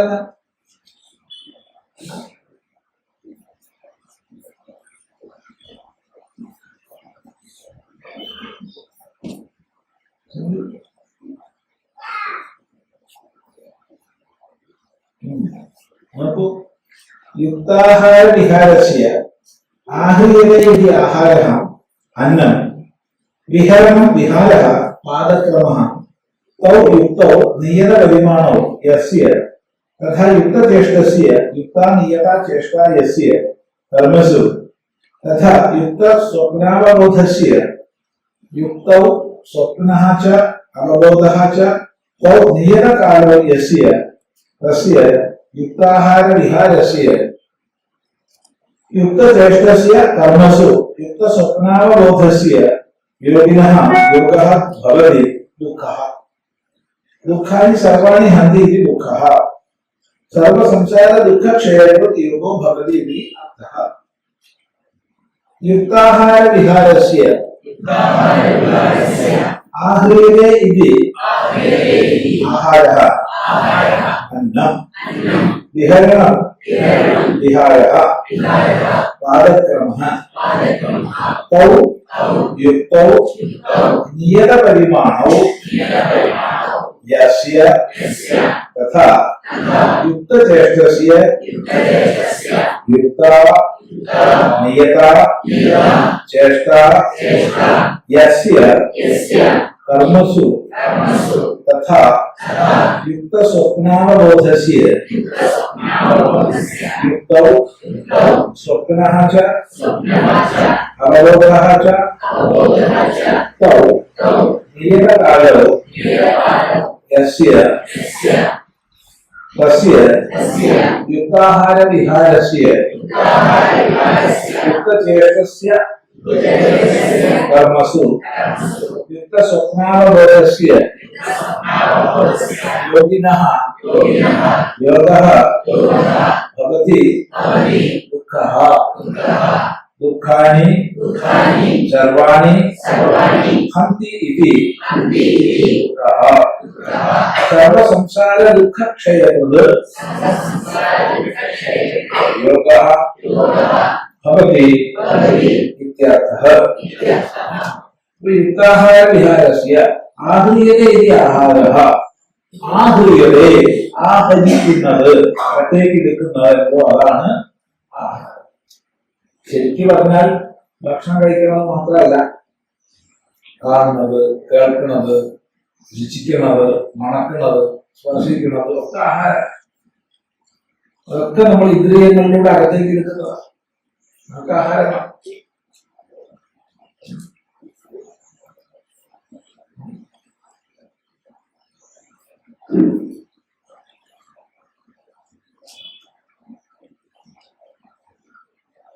അത് ഭാഷ്യകാരൻ എന്നോട് പറയുന്നു അന്നം. അന്നം എന്ന് പറഞ്ഞാൽ കഴിക്കണം, ഭക്ഷിക്കണം. അന്നം എന്ന് പറഞ്ഞാൽ ഏതൊക്കെ അന്നം കടിച്ച് ചവച്ചരച്ച് കഴിക്കുന്നത്, അല്ലാതെ കഴിക്കുന്നത്, ലേഹ്യപാകത്തിൽ പിന്നെ കുടിക്കണം. 4 അന്നമാണ്. കാരണം മലയാളി ചോറിനെ കൊണ്ട് മാത്രമാണ് അന്നം വിചാരിച്ചത്. എന്നിട്ട് ഇത് കണക്കിന് ഗോതമ്പൊക്കെ പ്ലേറ്റിലാക്കിയിട്ട് കഴിക്കും. എന്നിട്ട് പറയും അന്നം കഴിക്കാൻ വിചാരിക്കുക ഒരു നേരെ അറിയുള്ളൂ. നേരത്തെ കഴിക്കുന്ന ഞാൻ കണ്ടല്ലോ, അത് ഗോതമ്പല്ലേ സ്വാമി, അത് റവയല്ലേ, അല്ലെങ്കിൽ പഴമല്ലേ, അത് പച്ചക്കറിയല്ലേ, പച്ചവെള്ളം കുടിച്ചാലും അന്നം തന്നെ. എന്താണോ ഭക്ഷണമായിട്ട് കഴിക്കുന്ന അവർക്ക് അന്നമാണ്. വെള്ളം കുടിച്ചാൽ അത് തന്നെ. അല്ലാതെ അരി മാത്രമല്ല അന്നം. പ്രത്യേകം മലയാളികൾ മനസ്സിലാക്കി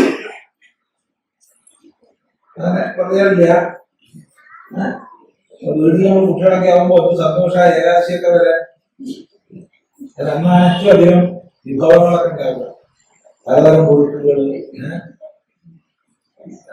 അന്നം കഴിക്കാൻ പാടില്ല. എന്നിട്ട് ഇതങ്ങനെ അടിച്ചു മാറുക. ഈ കുഴുക്കുകളൊക്കെ അന്നാല് നമ്മൾ വിചാരിച്ചിരുന്ന അന്നം ചോറുന്ന എനിക്കിത് അങ്ങനെ ഇല്ല. കച്ചവടം ആൾക്കാർ പച്ചാമി അന്നം ചതുർവിധം എന്ന് പഠിക്കാൻ പോകുന്നത് നമ്മള് 15-ാം അധ്യായം ചതുർവിധമാണ്. വിഹരണ വിഹാര പാദക്രമ. ഇവിടെ വിഹാരം എന്നുള്ളതിന് കേവലം നടത്തുന്ന മാത്രമല്ല അർത്ഥം. നമ്മൾ ചെയ്യുന്ന എല്ലാ വ്യാപാരങ്ങളും വിഹാരങ്ങളും. എങ്കിലും ഭാഷ്യകാരൻ ഈ സന്ദർഭത്തിൽ പാദക്രമ കാൽവെപ്പ്, കാൽവെപ്പാണ്. നടത്തം, ഓട്ടം, ചാട്ടം അതൊക്കെ അത് യുക്തമായിരിക്കണം. ദിവസം ആവശ്യത്തിന് നടക്കണം, ആവശ്യത്തിന് ഓടണം, ആവശ്യത്തിന് ചാടണം. അങ്ങനെ നമ്മുടെ ചാട്ടങ്ങളൊക്കെ നാവിന്റെ ചാട്ടേ ഉള്ളൂ. അതിലുള്ളതൊന്നുമില്ല.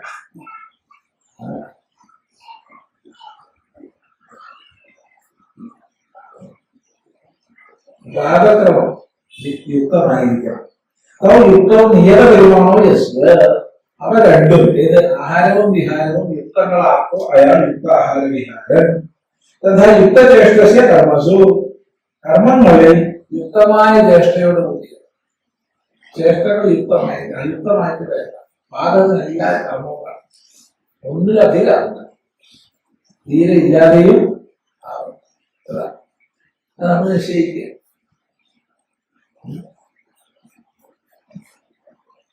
അപ്പൊ അവിടെ സംശയം കർമ്മസു എന്ന് പറഞ്ഞതില് ലൗകികവും വൈദികവും ഒക്കെ ഉൾപ്പെടുത്താൻ പറ്റുമെന്ന് ചോദ്യം പറ്റുന്നതാണ് ഉൾപ്പെടുത്തുന്നത്.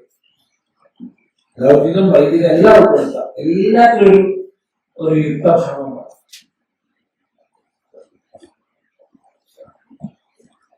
സിദ്ധനെ സംബന്ധിച്ച് അല്ല പറയുന്നത് പ്രത്യേകം ശ്രദ്ധിക്കുക. സാധകനെ സംബന്ധിച്ച യുക്ത സ്വപ്നാവബോധസ്യ യുക്ത സ്വപ്ന അവബോധാചോ നിയതകാലവും നിയതകാലമായിട്ട് സ്വപ്നവും അവബോധവും ജാഗ്രതയും ഉറക്കവും രണ്ടും നിയതകാലം.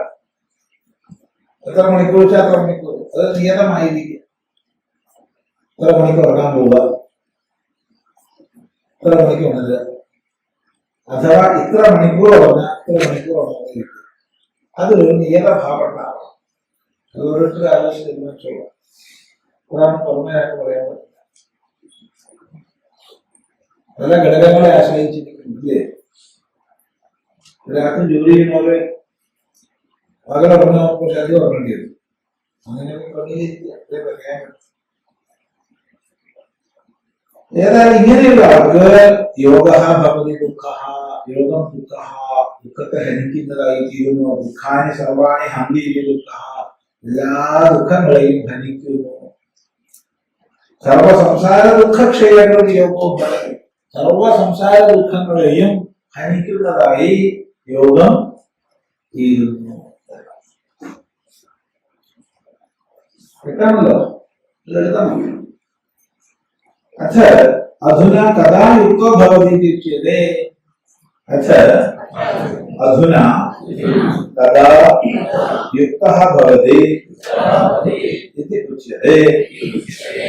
അപ്പോ യുക്താഹാര വിഹാരനായിട്ടുള്ള ആൾക്ക് കർമ്മങ്ങളിൽ യുക്തചേഷ്ടയോടൊപ്പതിന് യുക്ത സ്വപ്നാവബോധന് യോഗം ദുഃഖത്തെ ഹനിക്കുന്നതായി തീരുന്നു പറഞ്ഞു. അപ്പൊ അവിടെ സംശയം വരികയാണ്, എപ്പോഴാണ് യുക്ത ആവുന്ന് പറഞ്ഞാൽ പോലെ എപ്പോഴാണ് യുക്ത? അതാ എപ്പോഴാ യോഗയുക്തനാകും?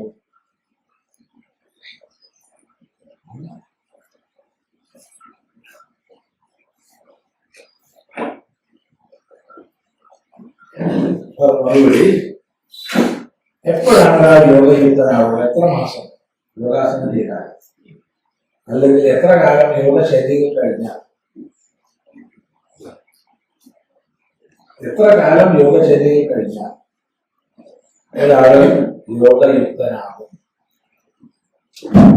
മറുപടി, കാലത്തിന്റെ ഒന്നും അടിസ്ഥാനത്തിൽ പറയാവുന്നതല്ല.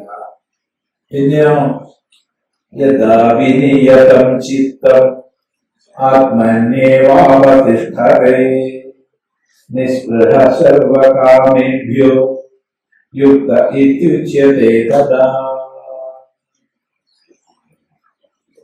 യഥാ വിനിയതം ചിത്തം ആത്മന്യേവാവതിഷ്ഠതേ നിസ്പൃഹ സർവകാമേഭ്യോ യുക്ത ഇത്യുച്യതേ തദാ. യഥാ എപ്പോഴാണോ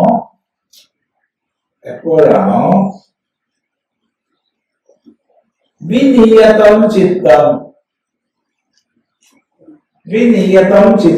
വിശേഷേണ നിയമിതമായ ചിത്തം, വിശേഷേണ നിയമിതമായ ചിത്തം അന്ധകരണം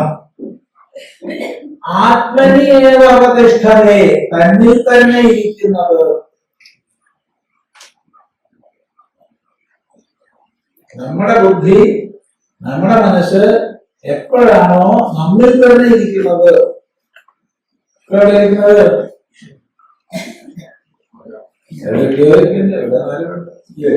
ഓ, അത് തന്നെയാണ് അയാൾ പറഞ്ഞത്.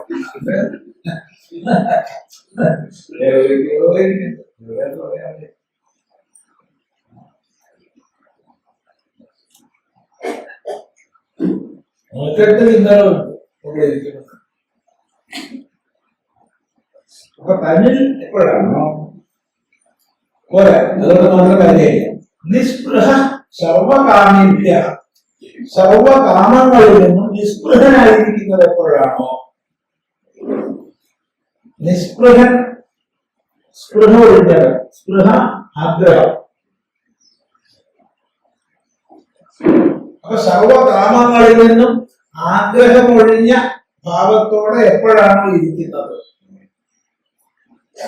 ഒരാൾ ബാഹ്യ വിഷയത്തിലേക്ക് ഓടിയില്ലെങ്കിൽ പോലും അകത്ത് വിഷയങ്ങളോടുള്ള ആഗ്രഹം കിടക്കുമ്പോ സാഹചര്യം വരുമ്പോ ഓടും.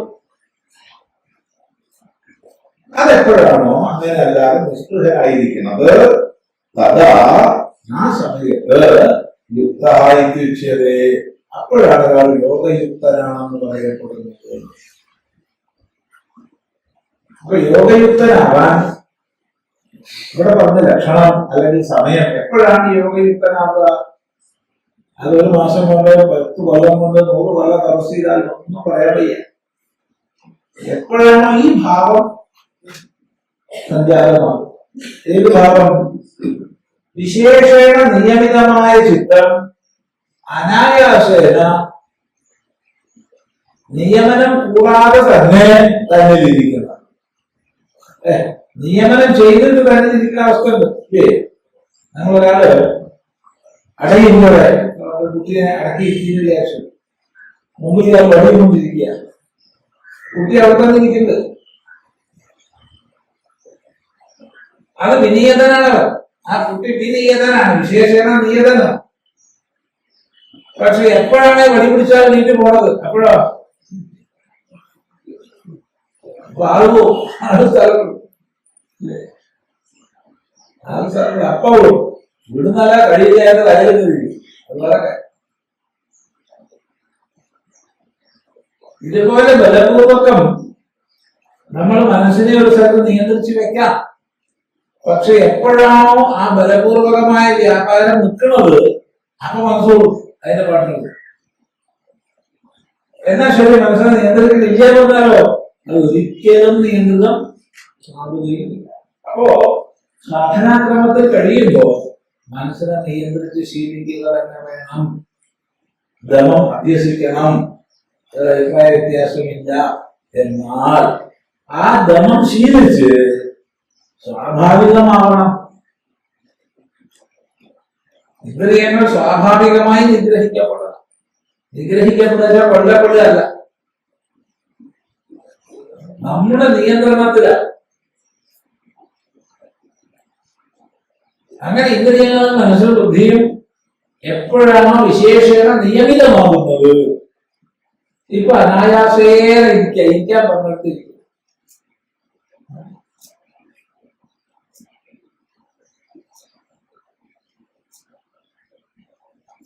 അങ്ങനെ തന്നെ തിരിച്ചറിയേണ്ടതാണ്. വേറൊരാളുടെ ദർശന വിഷയമല്ല, വേറെ ആൾക്കൊക്കെ മനസ്സിലാക്കാനും കഴിയും.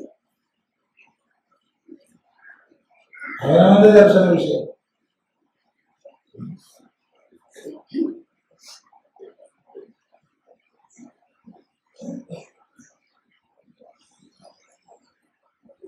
ഇതൊക്കെ പഴക്കുന്ന ഉപകരണങ്ങളൊക്കെ ഉണ്ടല്ലോ, ഇതൊക്കെ നടന്നാൽ ഇറക്കുന്നുണ്ട്.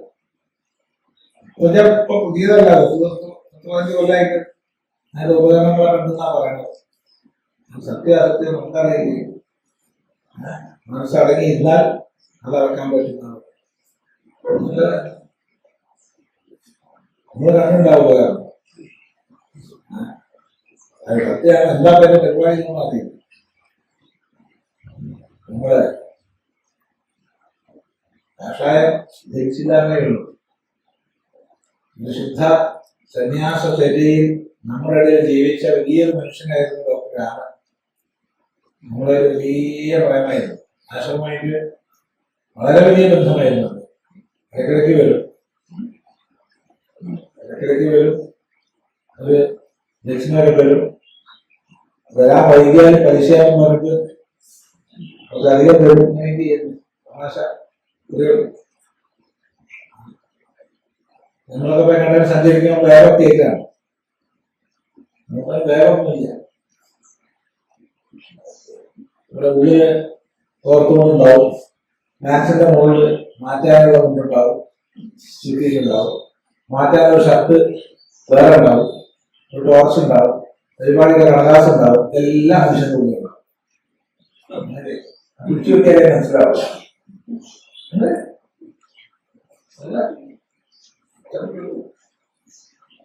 അപരിഗ്രഹം എന്നുള്ളതിന്റെ ഒരു മൂർത്തിയായിരുന്നു. അപരിഗ്രഹത്തിന്റെ ഒരു മൂർത്തിയാണ്. ഒരിക്കല് ഒരു നേരം പോക്കുണ്ടായി. ഇവിടുന്ന് ഞങ്ങൾ ഒന്നിച്ച് കോഴിക്കോട് പോയില്ല. ഇവിടെ വന്ന് ഞങ്ങളെ പറഞ്ഞു കോഴിക്കോട് പോയിട്ട് ഞങ്ങൾ സത്യാനന്ദ യോഗ വരുമെന്ന് പോകണം. എന്താ പരിപാടി? എന്നെ യോഗ സെന്ററിൽ എന്തിനാ കൊണ്ടുള്ളത്? അങ്ങനെ കൊണ്ടുവരുന്ന ആവശ്യം കാര്യമാണ്. എന്താ ഞാനിപ്പോ നമ്മുടെ യോഗത്തിലേക്ക് ഒന്നും വരുന്നില്ല. എന്താണ് അങ്ങനെ? അല്ല അങ്ങനെ പോകണം. അങ്ങനെ അവിടെ പോയിട്ട് എന്തൊക്കെയോ ചില യന്ത്രങ്ങളൊക്കെ എന്താ ECG എന്താ പരിപാടി? ചില സാധനങ്ങളൊക്കെ ഇവിടെയൊക്കെ വെച്ച് നെറ്റി ഇവിടെ വെച്ച് അവർക്ക് അടങ്ങിയാണ് ഇന്നാ വിഭവങ്ങൾ. കുറച്ച് അടങ്ങി ഇരുന്നുള്ളൂ. ഞാൻ അടങ്ങിയിരിക്കാമോ? അടങ്ങിയിരിക്കാൻ പറ്റുമോ നോക്കട്ടെ. ശരി, ഞാൻ അടങ്ങിയിരുന്നോളാം.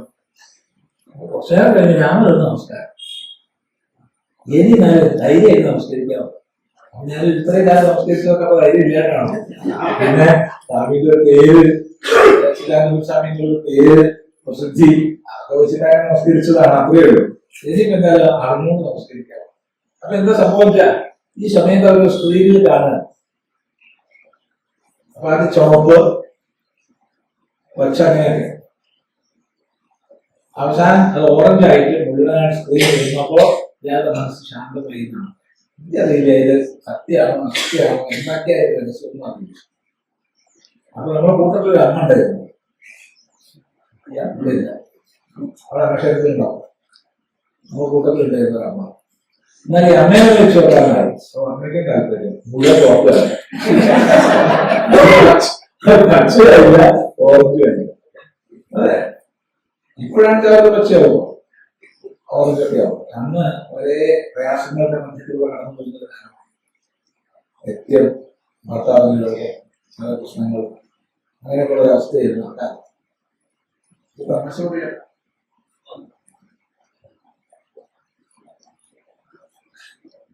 അപ്പോ ഇത്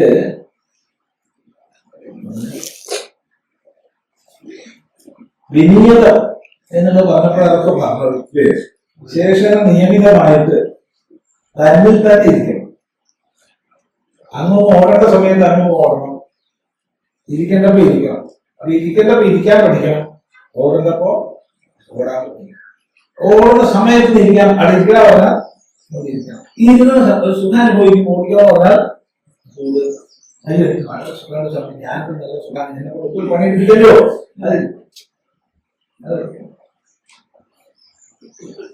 വിവേകാനന്ദ സ്വാമികൾ തന്റെ വീക്ഷണത്തിലുള്ള സന്യാസിയെ പറയുന്നു.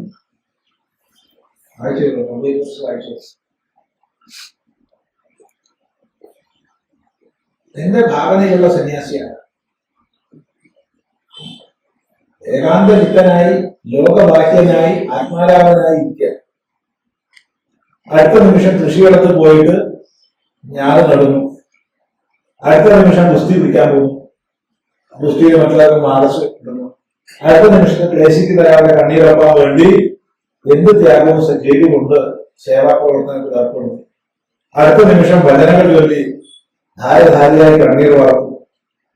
അടുത്ത നിമിഷത്തിൽ ഏകാന്ത വിചാരത്തിന്റെ ആഴങ്ങളിൽ ആത്മാരാമനായിട്ട് കഴിഞ്ഞുകൊണ്ട് മഹാവാക്യം വിവേകം ചെയ്യുന്നു. ഇങ്ങനെ എന്താണോ വന്ന് ചെയ്യുന്നത് അതിൽ കുശലതയോടുകൂടി പ്രവർത്തിക്കുന്നതാണ് എന്റെ ഭാവനയിലെ സന്യാസികൾ. വിവേകാനന്ദ സ്വാമികൾ ശ്രീരാമകൃഷ്ണൻ പറയുന്നുണ്ടോ, നല്ല ഹുക്ക വലിച്ച് ആനന്ദത്തോടു കൂടി അങ്ങനെ കഴിയുന്നവനാണ് ആയിരിക്കുന്ന സന്യാസി. അപ്പൊ അതൊക്കെ എല്ലാം മണ്ഡലമില്ല, ജീവിതത്താൻ കുഴപ്പമില്ല.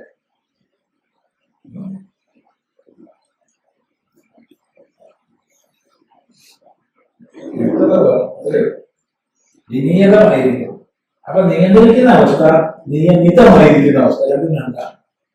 ഇപ്പൊ നിയന്ത്രിക്കാതെ തന്നെ അനായാസേന നിയമിതമായിരിക്കുന്ന ചിത്തം എവിടെ ഇരിക്കുന്ന ചിത്തം അടങ്ങി എന്ന് പറഞ്ഞ കാര്യമില്ല. മനസ്സടങ്ങി കാണി എന്റെ മനസ്സ് നല്ലോണം അടങ്ങിയിട്ടുണ്ട് എന്ന് പറഞ്ഞിട്ട് വല്ല കാര്യമുണ്ടോ? ഇല്ല. എവിടെ അടങ്ങിയിട്ട് ചോദ്യം വരും. ഇല്ലേ? എന്റെ മനസ്സ് നല്ലപോലെ അടങ്ങി സ്വാമി. എവിടെ അടങ്ങി? പത്നിയിലടങ്ങി, പതിയിലടങ്ങി, പണത്തിലടങ്ങി.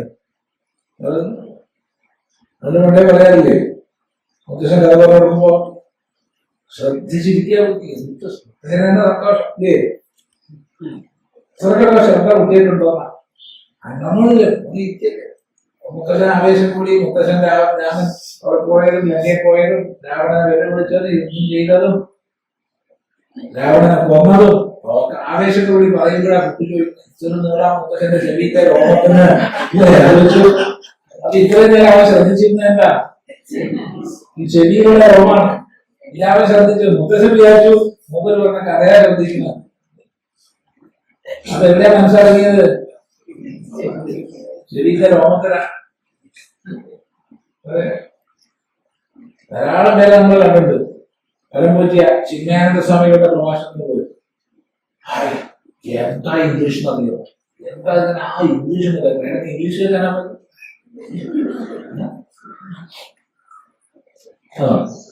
സ്വാമിജി പറയുന്ന ആശയത്തിൽ എന്ത് മനസ്സിലാക്കി? അതൊന്നും മനസ്സിലായിട്ടില്ല. നമുക്ക് വല്ല ഇംഗ്ലീഷ് പറഞ്ഞിട്ട് വേറെ പറയും.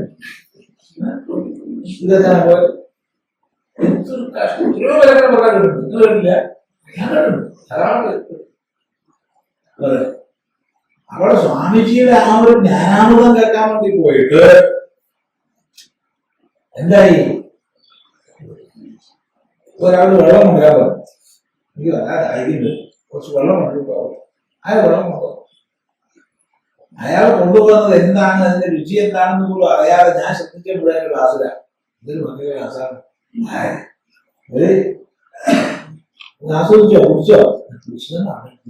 ഉപ്പായിരുന്നോ പുളിയായിരുന്നോ മധുരയായിരുന്നോ ഒന്നും അറിയില്ലല്ലോ. എന്താ കാരണം? എന്റെ ശ്രദ്ധ മുഴുവൻ ക്ലാസ്സിൽ പോയി. അതുപോലെ അറിവ് പകരുന്ന മാധ്യമമാണ് ഭാഷ. ഇയാളുടെ ശ്രദ്ധ മുഴുവൻ ഭാഷയിൽ പോയി. എന്ത് പകരാനാണ് ആ ഭാഷ ഉപയോഗിച്ചത് അത് കിട്ടിയില്ല. ഇത് ചെയ്യണം.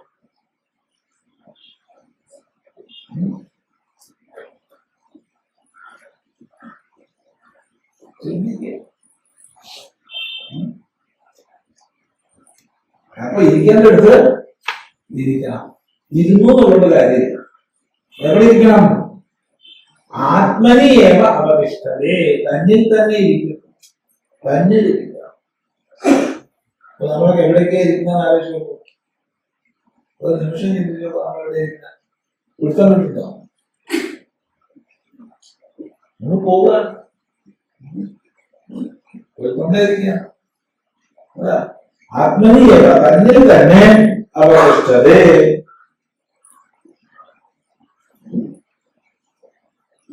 നിസ്പൃഹ സർവകാമേഭ്യ സർവകാമേഭ്യ ലൗകികവും പാരലൗകികവുമായ കാമങ്ങൾ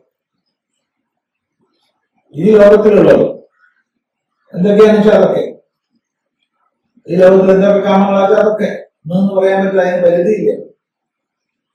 അതിന് പരിധിയില്ലാത്തതാ കാമങ്ങൾ. ഈ ലോകത്തിലെ മുഴുവൻ കഴിഞ്ഞിട്ടാലോ വേറെ ലോകം മരിച്ചു പോയി കഴിഞ്ഞാൽ അവിടെ അങ്ങനെ സുഖം ഉണ്ടാവും. അത് കിട്ടും ഇത് കിട്ടും എന്നുള്ളത്. അത് ഹിന്ദുക്കളാണെങ്കിൽ ഒരു ജാതി, മുസ്ലിങ്ങൾ വേറെ ജാതി, ക്രിസ്ത്യാനികൾ വേറെ ജാതി, ഇങ്ങനെയാണ് സങ്കല്പിക്കുന്നത്. നമ്മൾ പൊതുവെ പാട്ടില്ലേ, പാട്ട്, ഡാൻസ്, ഗന്ധർവന്മാരുടെ പാട്ടുകള്, അപ്സരസുകളുടെ നൃത്തങ്ങള്, നല്ല ചാപ്പാട്, ഇതൊക്കെ നമ്മുടെ സ്വന്തമല്ല അല്ലേ?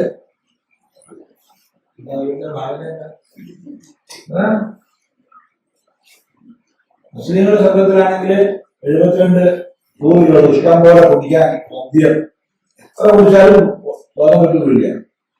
അങ്ങനെ നല്ല ലഹരിയുടെ മദ്യങ്ങൾ അതൊക്കെ കടിയുടെ നീരോട്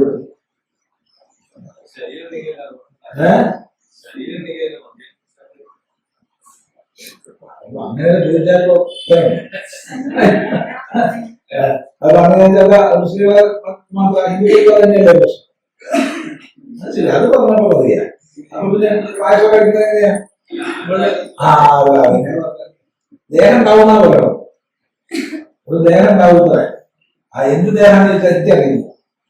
ആ ദേഹത്തിലാണ് ഇവിടെ പോവുക. ഇങ്ങനെയുള്ള കാമം ഈ ലോകത്തിലും പരലോകത്തിലുള്ള കാമവിശേഷം.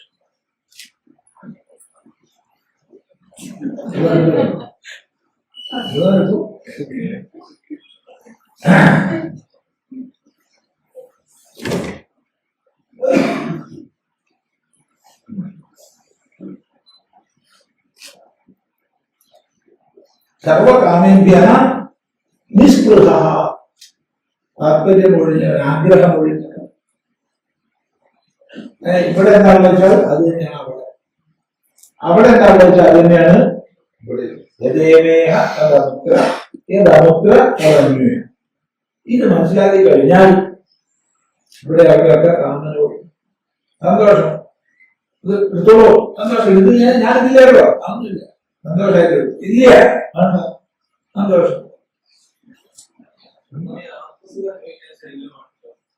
ശരീരം ഏത് ശരീരം? മനസ്സ്, ബുദ്ധി ഒക്കെ വേണം. സൂക്ഷ്മ ശരീരം വേണം. സൂക്ഷ്മ ശരീരത്തിലുള്ള മാത്രമേ ഏത് വിധത്തിൽപ്പെട്ട സുഖാനുഭവം.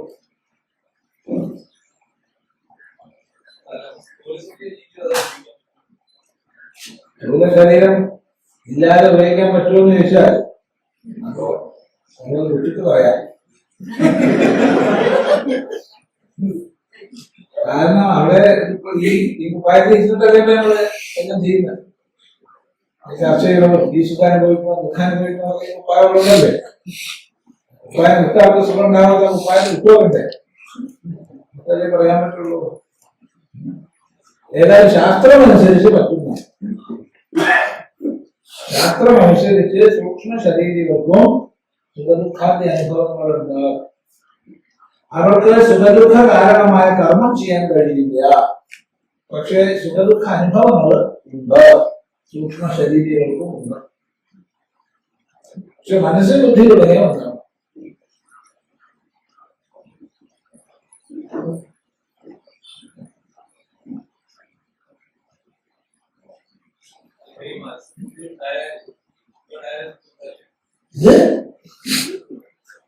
മനസ്സ് ബുദ്ധിയുണ്ടായാലും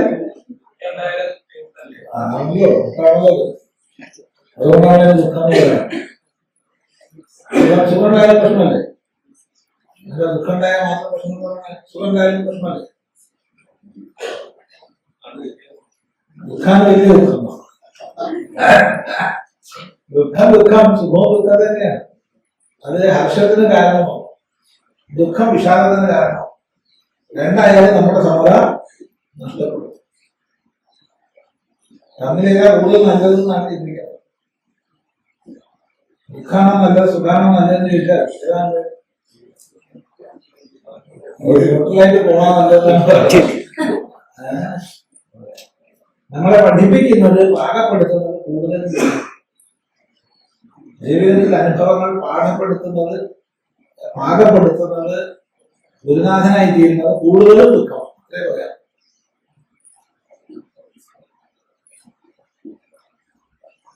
കൂടുതലെന്നേ പറയുള്ളൂ, ആപേക്ഷിക എല്ലാവർക്കും ഒരുപോലെയാണ്.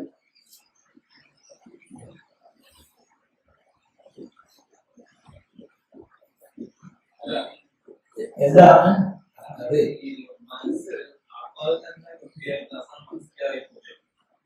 മനസ്സിലായിക്കോട്ടെ. സങ്കല്പ വികല്പങ്ങൾ ഒടുങ്ങിയാൽ മനോനാശായി. സങ്കല്പ വികല്പങ്ങൾ ഒടുങ്ങിയാൽ മനോനാശമായി. എങ്ങനെയാണ് എങ്ങനെയാണ് അതല്ലേ ആത്മാവ് ദോഷം പോകുന്നത്. അത് വേണം, ഇത് വേണം, അങ്ങനെ വേണം, ഇങ്ങനെ വേണം, അവിടെയാണോ ഇവിടെയാണോ എന്ന് തുടങ്ങിയിട്ടുള്ള 1000 മേഖലകളിൽ ഛിന്ന ഭിന്നമായി പോകുന്ന സങ്കല്പ വികല്പങ്ങളെല്ലാം ഒതുങ്ങിയപ്പോ ഞാൻ കണ്ടുപിടിക്കുന്നു. ഇവിടുത്തെ അടങ്ങിയിരിക്കാൻ എന്താ വേണ്ടത്? എവിടെ പോവാതിരുന്നാ പോലെ. മതി, പോകാതിരിക്കാൻ കഴിഞ്ഞാൽ മതി. കഴിയുമെന്ന് ചോദ്യം അതാണ് ഈ പറഞ്ഞ നാശം.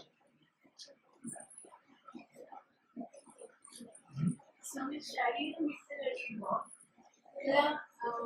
ജീവന്റെ ബുദ്ധിയും അല്ലെങ്കിൽ സംസ്കാരവും ആ സംസ്കാരത്തിനോട് ചേർന്ന് ബുദ്ധിയും മനസ്സിനെയും കുറിച്ചുള്ള ബുദ്ധി, മനസ്സ്, ജ്ഞാനേന്ദ്രിയങ്ങള്, കർമ്മേന്ദ്രിയങ്ങള്, പ്രാണങ്ങള്, ചിത്തം, അഹങ്കാരം, ഈ 19 ഉപാധികളും ചേർന്നതാണ് സൂക്ഷ്മ ശരീരം. അതിന് നമുക്ക് വേണമെങ്കിൽ ചിത്തത്തെ മനസ്സിലും അഹങ്കാരത്തെ ബുദ്ധിയിലും സമന്വയിപ്പിച്ചാൽ 17 എന്ന് പറഞ്ഞാൽ 17 പ്രകാരം 19 പറഞ്ഞാലും ഒന്ന് തന്നെയാണ്. അപ്പൊ ഇവ സ്ഥൂല ശരീരത്തോട് കൂടാതിരിക്കുമ്പോൾ അതേ സംസ്കാരങ്ങളുണ്ട്. കാരണം ചിത്തമുണ്ടെങ്കിൽ സംസ്കാരമുണ്ട്, അത് ശേഖരിച്ച വാസനകളുണ്ട്, ആ വാസനകൾക്കനുസരിച്ച് പ്രവർത്തിക്കുന്ന മനസ്സും ബുദ്ധിയുണ്ട്. പക്ഷെ എന്താ പ്രശ്നം വെച്ചാൽ അവയ്ക്ക് അഭിവ്യക്തമാകാൻ, പ്രകടമാകാൻ സ്ഥൂല ശരീരമില്ല.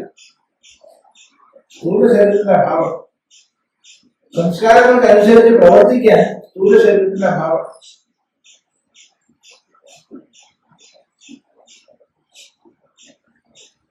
പ്രാണങ്ങളുണ്ട്, സൂക്ഷ്മ ശരീരമുള്ള കാലത്തോളം പ്രാണങ്ങളുണ്ട്. ഈ പ്രാണങ്ങള് സ്ഥാനങ്ങളിൽ അഭിവ്യക്തമാകുന്നില്ല. അതിസൂക്ഷ്മമായ പ്രാണവൃത്തിയെ, ആ പ്രാണവൃത്തിയെ വേണമെങ്കിൽ നമുക്ക് ഉദാഹരണവൃത്തി എന്ന് വേണമെങ്കിൽ പറയാം. ബാക്കിയെല്ലാം അത് വിലയിച്ചിരിക്കുക. മനസ്സിന്റെ ബുദ്ധിയുടെ ജൃംഭണം ഈ സാധാരണ ലൗകികമായ വ്യാവഹാരങ്ങൾ ഉണ്ടാകുന്നില്ല. അതൊക്കെ ചിത്രത്തിൽ വിലയിച്ചിരിക്കുക. വളരെ ഏകീഭൂതമായ അവസ്ഥയാണ്. ആ അതിസൂക്ഷ്മമായ അവസ്ഥയിൽ നമ്മൾ സ്വപ്നത്തിൽ നമ്മുടെ സ്ഥൂല പ്രപഞ്ചം കാണുകയും അനുഭവിക്കുകയും ചെയ്യുന്ന, നമ്മള് ഉറക്കത്തിൽ സ്വപ്നത്തിൽ ഗംഗയിൽ ഇറങ്ങി കുളിക്കാതെ ശേഷം കണക്കുണ്ടാകുന്നില്ലേ? ഉണ്ട്, കണക്കനുഭവപ്പെടുന്നുണ്ട്. ആ കണക്ക് എഴുതുന്ന സംസ്കാര രൂപത്തിൽ ഉള്ളിൽ ശേഖരിച്ച വൃത്തിയിൽ നിന്നുണ്ടാവുക. അല്ലാതെ അവിടെ സ്ഥൂല ശരീരമില്ല, സ്ഥൂല ശരീരഭാനമില്ല. സ്ഥൂല ശരീരഭാനം എപ്പോ വന്നോ അപ്പോ ഉറക്കം സ്വപ്നം പോവുകയും ചെയ്യും. അപ്പോൾ ഇതേപോലെ ഉള്ള അനുഭവവിശേഷങ്ങളായിരിക്കണം കേവല സൂക്ഷ്മ ശരീരം എന്ന് പറയാനേ പറ്റും. അവിടെ അനുഭവിക്കാനേ പറ്റും, പുതിയതുണ്ടാക്കാൻ പറ്റില്ല. പുതിയതുണ്ടാക്കണമെങ്കിൽ ഈ ഉപായമാണ്.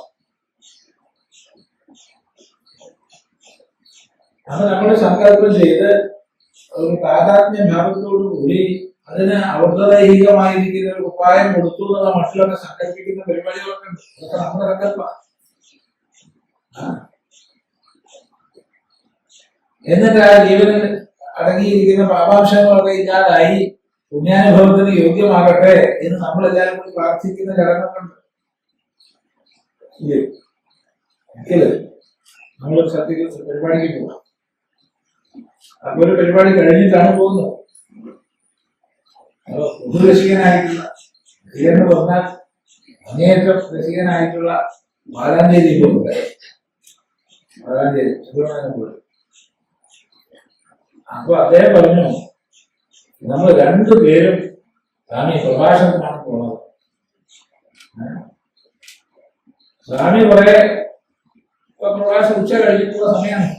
ഞാനിങ്ങനെ പ്രഭാഷണം ചെയ്യും, കുറച്ചു പേർക്ക് കേൾക്കും, കുറച്ചു പേര് കേൾക്കില്ല. ഞാനിപ്പോ ചെയ്യാൻ പോണ പ്രഭാഷണം ഒരാൾ കേൾക്കുന്നില്ല, എന്നാലും കേൾക്കുന്നു ഞാനങ്ങനെ വിചാരിക്കുക. അപ്പൊ എന്താ സംഭവം എന്ന് ചോദിച്ചാൽ 21 പ്രേതങ്ങളെ കേൾപ്പിക്കാനാണ് അവര് പോകുന്നത്. ആവാഹനാദി കഴിഞ്ഞിട്ട് 21 പ്രതിമയുണ്ട്, വെള്ളിപ്രതിമ. ഈ വെള്ളിപ്രതിമ നമ്മൾ ഭാഗവതം വായിക്കാനാണ് മുമ്പിൽ പോണത്. ഞാൻ ഉച്ചയ്ക്ക് ശേഷം ഒരു സ്ഥലത്ത് പ്രഭാഷണത്തിന് പോവാ. ഇപ്പൊ 2 ഏകദേശം തുല്യെന്നാണ് പറഞ്ഞ അർത്ഥം. മനസ്സിലായില്ലേ? കുറച്ചുപേരൊക്കെ കേൾക്കും, കുറച്ചുപേര് കേൾക്കില്ല. മറ്റത് എല്ലാവരും നിർത്തുന്ന ഞാൻ വിചാരിക്കുകയാണ്. എനിക്ക് വായിച്ച് രസിക്കാമെന്നാണ് അദ്ദേഹം പറഞ്ഞത്.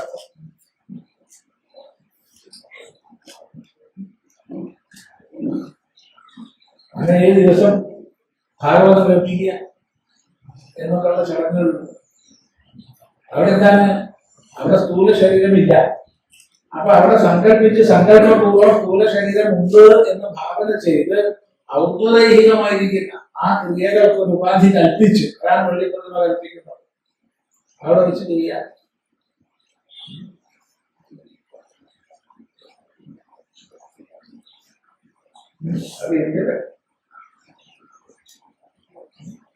യഥാ വിനിയതം ചിത്തം വിശേഷേണ നിയതം സംയതം ഏകാഗ്രതാം ആപന്നം ചിത്തം ഹിത്വാ ബാഹ്യചിന്ത ആത്മനി ഏവ കേവലേ അവതിഷ്ഠതേ സ്വാത്മനി സ്ഥിതി ലഭതേ ഇത്യർത്ഥഃ.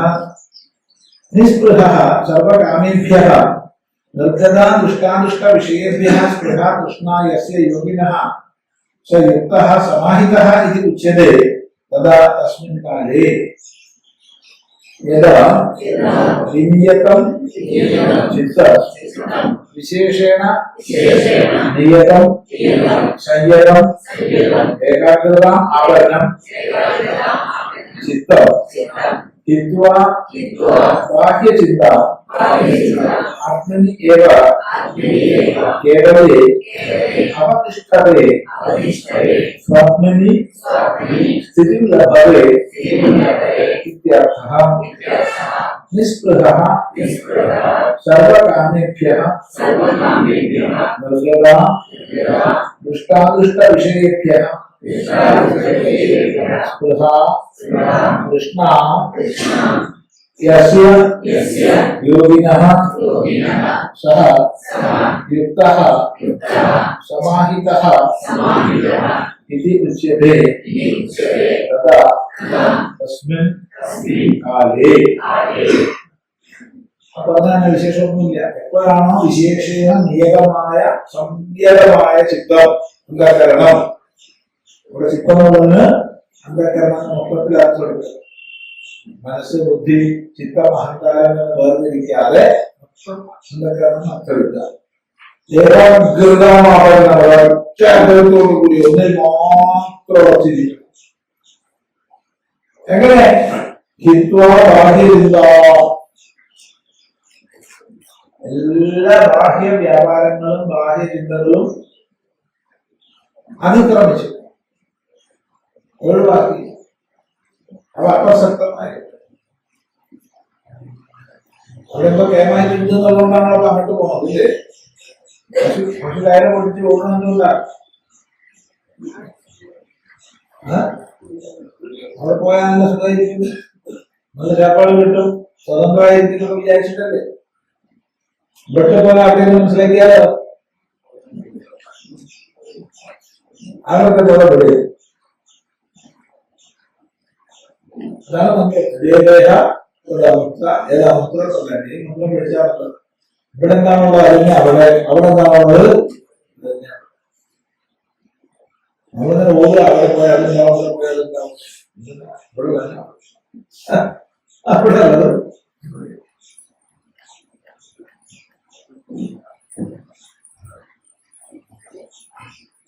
ബാക്കി ചിന്തകളെ ഒഴിവാക്കി തന്നിൽ തന്നെ ഉറച്ചിരിക്കുക. ആത്മീയത കേവലമായ ആത്മാവിൽ എന്ന് പറയാൻ കാരണം ആത്മാവിൽ എന്ന് പറയുമ്പോൾ നമ്മൾ സാമാന്യമായിട്ട് സ്ഥൂല സൂക്ഷ്മ ദേഹ താതാത്മ്യത്തോടു കൂടിയാണ് പറയുന്നത്. ഞാൻ സ്വാമി ചിദാനന്ദപുരി എന്ന് പറയുമ്പോൾ 2 രീതിയിലുണ്ട്. ഒന്ന് ആ ദേഹസംബന്ധമായിട്ടില്ല അല്ലേ, ഈ ദേഹം വെളുത്തിട്ട് തടിച്ചിട്ട് കറുത്തിട്ട് കരിഞ്ഞിട്ട് ഇത്ര പൊക്കം ഇത്ര തടി, അങ്ങനെ ഇതുമായിട്ട് ബന്ധപ്പെട്ട പല വിഷയങ്ങൾ മനസ്സുമായിട്ട് ബന്ധപ്പെട്ടത് വരും, ബുദ്ധിയായിട്ട് ബന്ധപ്പെട്ടത് വരും, പ്രാണനുമായിട്ട് ബന്ധപ്പെട്ടത് വരും. ഇവയുമായിട്ടൊക്കെ താതാത്മ്യപ്പെടുത്തിക്കൊണ്ടാണ് ഞാൻ സാധാരണയായിട്ട് ഞാൻ എന്ന് പറയുന്നത്. അപ്പോൾ എന്നിൽ പറയുമ്പോൾ കേവലേ എന്ന് പറഞ്ഞത് തന്നിൽ മാത്രം. ഈ ഉപാധികളെയൊക്കെ മാറ്റി താൻ തന്നിലിരിക്കുന്ന അവസ്ഥാവിശേഷം. അങ്ങനെ ഇരിക്കുന്ന എപ്പോഴാണോ സർവകാമങ്ങളിൽ നിന്നും സ്പൃഹ ഒഴിഞ്ഞവൻ, സ്പൃഹ ദൃഷ്ടാദൃഷ്ട വിഷയേഭ്യ സ്പൃഹ കൃഷ്ണ നിർഗതായ ദൃഷ്ടവും അദൃഷ്ടവും നേരത്തെ പറഞ്ഞു. ദൃഷ്ടവും അദൃഷ്ടവുമായിരിക്കുന്ന വിഷയങ്ങളിൽ നമുക്ക് ആഗ്രഹങ്ങൾ വരാം. ദൃഷ്ടം കണ്ടത് അനുഭവിച്ചത്, അദൃഷ്ടം കാണാത്തത് അനുഭവിക്കാത്തത്. അനുഭവിക്കാത്തത് എങ്ങനെ ആഗ്രഹം വരുന്നത്? കേട്ടിട്ട് വായിച്ചിട്ട് അങ്ങനെ ദുഷ്ടവും അദൃഷ്ടങ്ങളുമായിരിക്കുന്ന വിഷയങ്ങളിൽ ഉള്ള എല്ലാ ആഗ്രഹങ്ങളിൽ നിന്നും പിന്തിരിഞ്ഞ മനസ്സ് സമാഹിത യുക്ത. അപ്പോഴാണ് അയാൾ സമാഹിതൻ എന്ന് പറയപ്പെടുന്നത്. അസ്മിൻകാലേ. എപ്പോഴാണ് യോഗ സിദ്ധനാവുക എന്ന് ചോദിച്ചാൽ ഇതാണ് എന്റെ